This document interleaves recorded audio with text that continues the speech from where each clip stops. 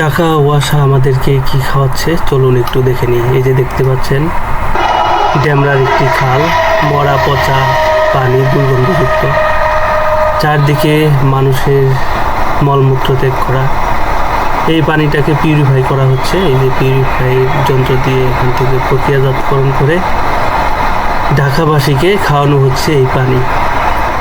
লম্বা একটি খাল, স্টাফ কোয়ার্টার হয়ে এদিকে চিটাগাং রোড পর্যন্ত, আর ওদিকে ড্যামরার শেষ পর্যন্ত এই বড় একটি খাল।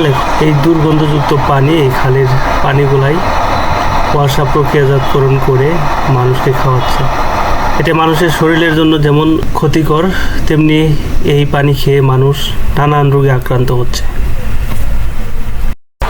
দেখতে পাচ্ছেন খালের উপর দিয়ে মানুষের চলাচল, ময়লা আবর্জনা ফেলা, সব কিছুই হচ্ছে এই খালে। খালের এক পাশ দিয়ে ঢাকা সিলেট হাইওয়ে রুট, আরেক পাশে লোকাল রুট। এভাবে বিভিন্ন প্রান্তে ওয়াসা যন্ত্রপাতি বসিয়ে পানি সংগ্রহ করছে।